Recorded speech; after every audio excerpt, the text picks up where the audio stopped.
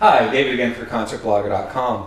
Today I have the great pleasure to be sitting down with Firestarter, a wonderful band from upstate New York that's making it big here in the US of A. I guess you guys are really making a big push and getting out there and keeping busy. Keeping some busy. So let's start out by everybody tell me what you do in the band and who you are. Introduce yourself. My name is Matt and I play drums. To add confusion, my name is also Matt. I sing and play guitar. My name's Tyler, I also play guitar. I'm Jeff, and I play bass.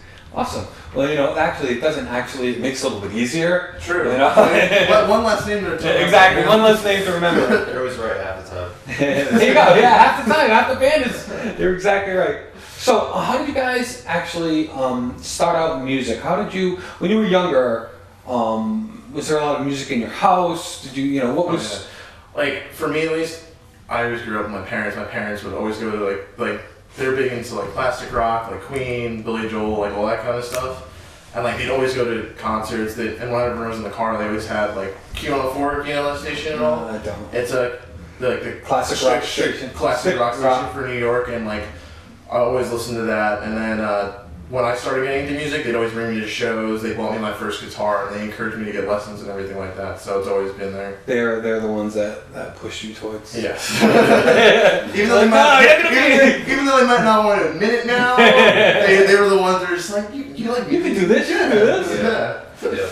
It's always it's great to have parents that are like supporting. Same thing for me. Like growing up, my dad always listened to like Santana, like Genesis, like Journey, bands like that. So like, and he played drums. My brother played drums, so that's where I like picked it up from. Of course. I just wanted to be like them pretty much. Yeah. Then, it's funny, if you put a guitar from my dad, he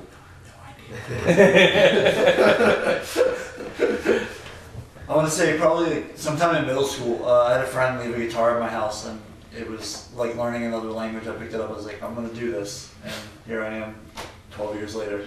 Really, that's cool. That's cool. He just decided that was it. If you'd remembered his guitar that day, it would have changed your whole life. Yeah, it's really weird because like my family's they're into like I guess the service jobs. Like my mom's a paramedic, my dad's a firefighter, and like that's my whole entire family. Aunts, uncles, grandparents, no history of music. Really? So I was the first. Yeah, that's awesome. That's awesome. That's great. Well, I guess I could kind of say the same. Nobody in my family really plays music. My sister is the one that showed me Blink-182 and Smashing Pumpkins. And those were really the two first bands I listened to. That I eventually picked up a guitar. And so that was kind of like my idea. I tried it out and liked it. Yeah, cool. Started from there. So, how did you four guys get together? You're from upstate New York, from Albany area? Well, I'm actually from Yonkers, which is not too far out of the city. Made the great mistake of moving up to Albany for a girl. It wasn't a mistake. It's just part of the journey. Exactly. That's a good way to look at it, because I just left a band that I was in previously. I had moved back home to Yonkers. I wasn't really doing much. I was like, I need a fresh start. I need to go someplace new, meet new people, start a new band, and everything like that. So I moved to Albany. Subsequently, I'm not with that girl anymore. Good thing. But I met Matt through where I was working. I worked with him. I think the first night I worked with Matt, I actually left early because the dude we were working with was just like, am I allowed to curse? Well, let the be yourself. Okay, alright, well, the guy was an asshole. And I was just like, alright, I cannot deal with this. I need to go home. Like, Matt, you're cool. This guy, I gotta go. So we were trying to mess with him, like make him like eat like old barbecue sauce. Like, yeah, messing with this kid. Like, it was like the first night. It was my first night in the job. Some of the first thing, you get to know who they are first. Well, make sure they're not a psycho. Exactly. And like, I was just like, alright, I before I like flip out, eat something I shouldn't, or whatever, I need to go home. Before something bad happens. The next day, I worked again, but I worked with different people. And I was talking to my manager, who's also named Matt. It's like a circle of Matt. Circle of Matt. Yeah. You like a magnet. Matt Magnet. Yeah, and I was talking about how I was looking to start a band, and like a pop punk band. And he was like, oh yeah, Matt, who he worked with last night, he drums. Funny thing is, he had never seen Matt drum in his entire life. He was like, yeah, he's a great drummer. So I was like, I'll hit up Matt. What a recommendation, Sight unseen. And I showed him the original demos for our first EP, and it was like, yeah, I'm in. And then we met Jeff through a mutual friend Because I remember when I moved up there, I had a few friends up there, and I was mentioned to them, I was looking for members, and he was like, yeah, talk to Jeff, and I made Jeff pick up a bass, and he did it. So Did it.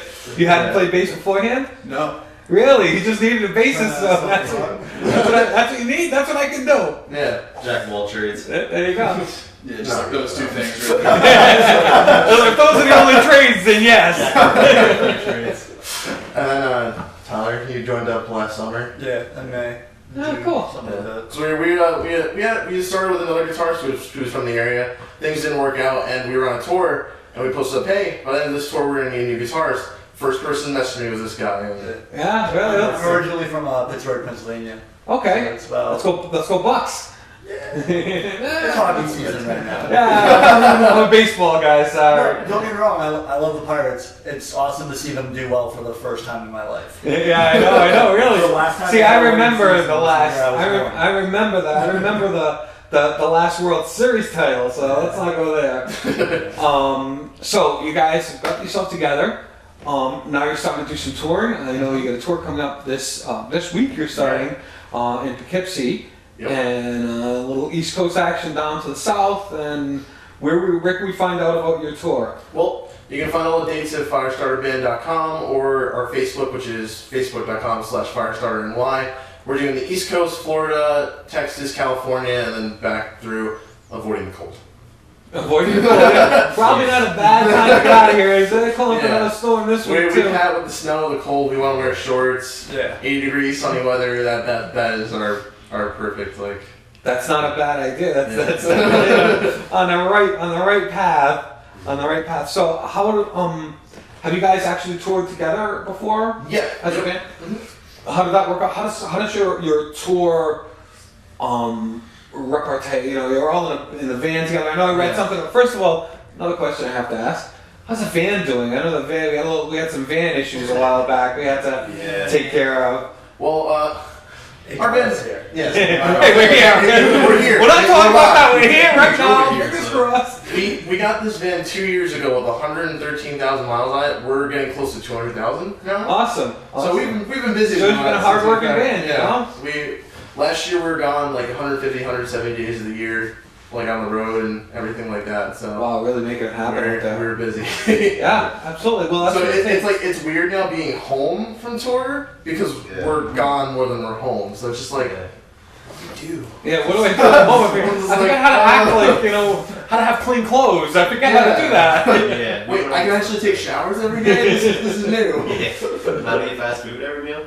Well, it's, you know, I think that shows the real dedication you have to have if you want to make this your career and do this for a living, is that you really have to be out there and working at it. I think there's so many people that think that it's, you know, the big bands and stuff, that it's just handed to them, and they don't realize how that daily grind of not having anything but fast food or whatever, things of that nature, or having to plan all these different things that a person living a normal day-to-day lifestyle doesn't have to worry about. You know, doesn't have to worry about making sure those, you know, you gotta make sure your brakes work, but it's not, you know, we're not getting to our next gig if the brakes don't work or if there's a problem with the van or something along that line.